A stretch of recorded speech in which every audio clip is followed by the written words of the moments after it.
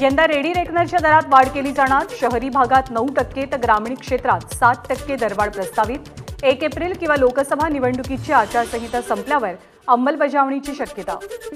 आता शालेय विद्यार्थ्यांना मिळणार बाजरी, ज्वारी आणि नाचणीचे चॉकलेट्स। विद्यार्थ्यांचं पोषण आहार सुधारण्यासाठी आदिवासी क्षेत्रातल्या शाळांमध्ये या चॉकलेटचं वितरण केलं जाईल। आचारसंहितेचं कारण सांगत अग्निसुरक्षा नियमांच्या अंमलबजावणीबाबत वेळकाढूपणा करू नका। डिसेंबरमध्ये दिलेल्या टाइमलाईनचं पालन करावं आणि 20 मे 2024 पूर्वी अंतिम अधिसूचना प्रसिद्ध करावी। उच्च न्यायालयाचे राज्य सरकारला सक्तीचे निर्देश। मुंबईतल्या तापमानात वाढ। मुंबईसह MMR परिसरात उष्णतेच्या लाटेचा अंदाज। तापमानामध्ये 4 ते 5 अंशांची वाढ होण्याची शक्यता। विजय शिवतारे आज मुख्यमंत्री एकनाथ शिंदेंना भेटणार। भेटीदरम्यान बारामती लोकसभा निवडणुकीसंदर्भात भूमिका स्पष्ट करण्याची शक्यता। उद्धव ठाकरेंचा आज आणि उद्या हिंगोली दौरा। हिंगोली मतदारसंघात 4 सभा घेणार। ठाकरे गटाचा हिंगोली लोकसभेचा उमेदवार जाहीर होण्याची शक्यता। उद्धव ठाकरेंची 21 मार्चला मिरजमध्ये सभा। ठाकरे गटाला सांगली लोकसभा मतदारसंघाची जागा। ठाकरे गटाकडून चंद्रहार पाटील यांना उमेदवारी। प्रचारासाठी उद्धव ठाकरे दौरा करणार। स्वतःच्या काळात झालेल्या गडबडी विसरून जातात। अशा वेळी या लोकांना पॉलिटिकल अल्झायमर झालाय का असं वाटतं।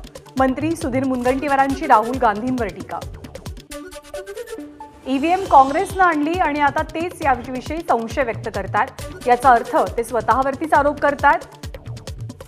निवडणूक जिंकली की मोदींचा पराभव, हरले की EVM वरती ठपका, हे काँग्रेसचं वर्तन आहे। सुधीर मुनगंटीवारांची टीका। स्वतः अदानीच्या पाठीशी उभं राहायचं आणि भाषणात अदानीच्या नावानं शिमगा करत सत्तेची स्वप्न पाहायची। थोडासा इतिहास काढून बघा, अदानीला नेमकं मोठं कुणी केलं याची माहितीही मिळेल। सुधीर मुनगंटीवारांची राहुल गांधींवर टीका। जे बाळासाहेब ठाकरे भाषणाच्या सुरुवातीला तमाम हिंदू भगिनींनो आणि बांधवांनो म्हणायचे, तेच उद्धव ठाकरे म्हणू शकले नाही। सुधीर मुनगंटीवारांची ठाकरेंवरही टीका।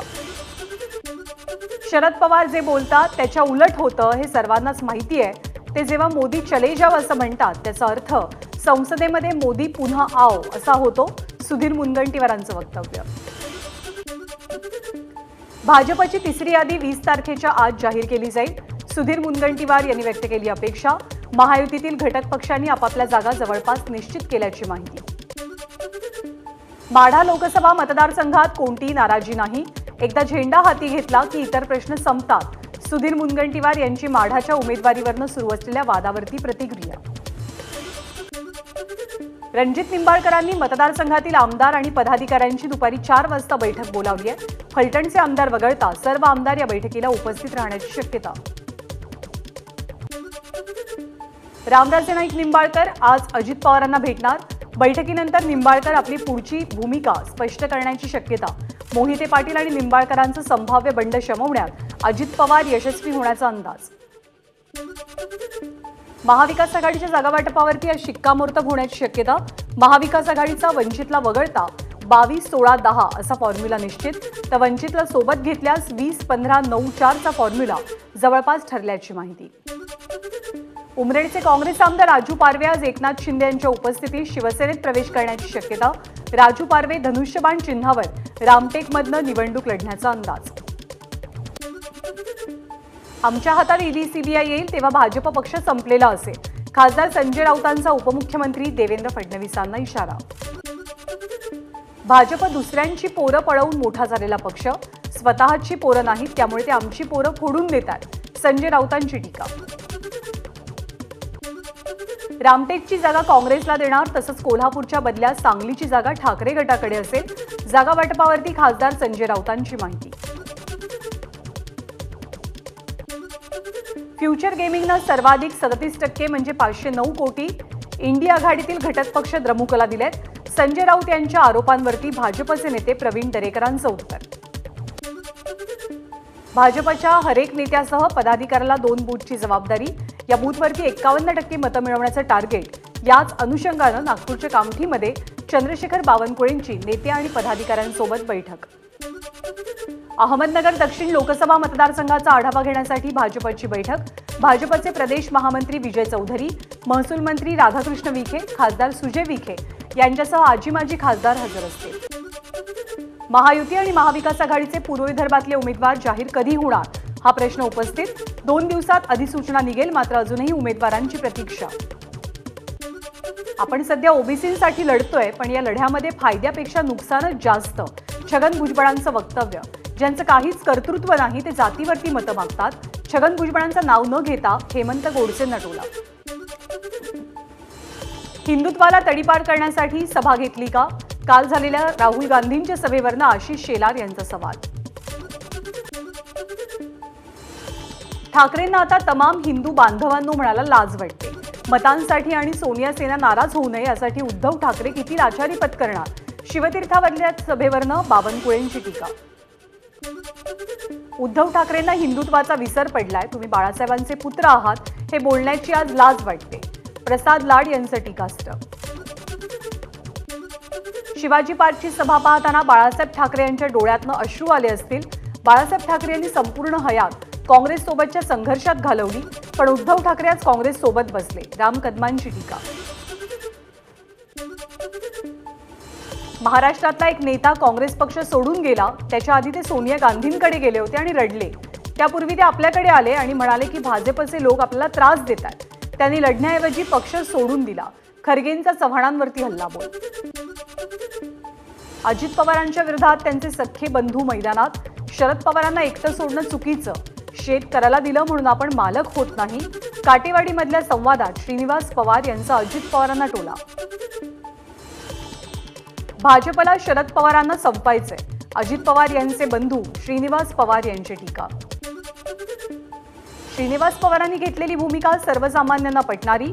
आमदार रोहित पवारांची प्रतिक्रिया. पवार कुटुंबानं नाही तर अजितदादांच्या निर्णयामुळे ते एकटे पडलेत. रोहित पवार यांचा दावा. नाशिकच्या जागेवर भाजप पाठोपाठ राष्ट्रवादीचाही दावा. उत्तर महाराष्ट्रात राष्ट्रवादीला एकतरी जागा मिळावी. मंत्री छगन भुजबळांची माहिती. वरिष्ठ पातळीवरती चर्चा सुरू असल्याची माहिती. दिवा शहरातील गणेशनगर इथे पाण्याची पाईपलाईन फुटून लाखो लिटर्स पाणी वाया. सध्या दुरुस्तीचे काम सुरू. 221 कोटींच्या रिमॉडेलिंगची चौकशी व्हायला हवी. ठाकरे गटाची मागणी. यवतमाळमध्ये वादळी वाऱ्यासह झालेल्या गारपिटीचा संत्रा बागांना फटका. 800 संत्र्यांच्या झाडांचं नुकसान. येत्या 3 दिवसात ही संत्री 9.5 लाखांना विकली जाणार होती. यवतमाळ शहरात वादळी वारा आणि विजांच्या कडकडाटासह अवकाळी पाऊस. अवकाळीमुळे पिकांचं नुकसान. वाशिम जिल्ह्यामधल्या मंगरुळपीर, मालेगाव आणि कारंजा तालुक्यात पाऊस आणि गारपिटीमुळे कांदा पिकासह भाजीपाल्याचं नुकसान. शासनानं लवकरात लवकर पंचनामे करून नुकसान भरपाई द्यावी. शेतकऱ्यांची मागणी. भंडाऱ्यामध्ये विजांच्या कडकडाटासह अवकाळी पावसाची हजेरी. अवकाळी पावसामुळे नागरिकांची उकाड्यापासून काही अंशी सुटका. नागपूर शहरातील विविध भागांमध्ये जोरदार पाऊस. घराबाहेर फिरायला गेलेल्यांची पावसामुळे तारांबळ.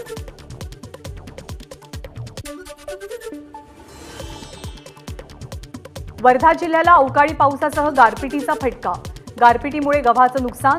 उन्हाळी पिकांचंही नुकसान झाल्याचा अंदाज.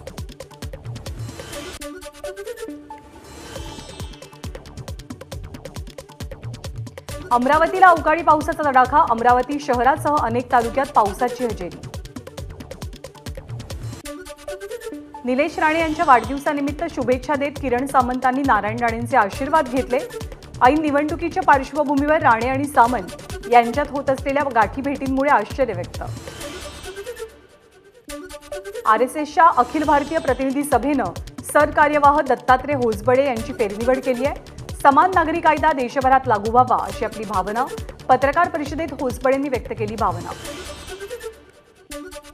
पश्चिम क्षेत्राचे प्रचारक अतुल लिमये आणि अखिल भारतीय सहप्रचार प्रमुख आलोक कुमार यांच्याकडे आरएसएसच्या सहसरकार्यवाहक पदाची जबाबदारी.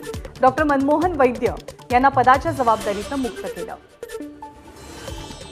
धाराशिवमध्ये अल्पवयीन शाळकरी मुलीचा विनयभंग केल्याप्रकरणी एकावर कारवाई. आरोपीला 3 वर्ष सक्तमजुरी आणि 5,000 रुपये दंडाची शिक्षा. नळदुर्ग इथून एसटीनं गावी जात असताना बसमधल्या गर्दीचा फायदा घेऊन विनयभंग केला गेला. यवतमाळच्या भोयर बायपास पेट्रोल पंपाजवळ एसटी बसची दुचाकीला धडक. अपघातात दुचाकी चालकाचा मृत्यू. पत्नी गंभीर जखमी. पंढरपूरमध्ये विठुरायाचं दर्शन आता काचेच्या पेटीतनं. मंदिरात सुरू असलेल्या कामामुळे देवाचं मुखदर्शन काच पेटीतनं घ्यावं लागणार. नाशिकच्या येवला तालुक्यातील ममदापूर माळरानावरती रखरखत्या उन्हात पिवळा पळस फुलला. पिवळा पळस अत्यंत दुर्मिळ असून याचा वापर औषधांसाठी केला जातो. नागपूरचे प्रख्यात ॲथलेटिक्स प्रशिक्षक भाऊ काणे यांचं हृदयविकाराच्या झटक्यामुळे निधन. वयाच्या 75व्या वर्षी घेतला अखेरचा श्वास. लडाखचा समावेश 6व्या अनुसूचीमध्ये करण्यात यावा या मागणीसाठी सोनम वांगचुक यांचं आंदोलन. वांगचुक यांच्या आंदोलनाला नागपूरमधनंही पाठिंबा. पर्यावरण प्रेमींसह लडाखमधनं आलेल्या अनेक विद्यार्थ्यांचा आंदोलनात सहभाग.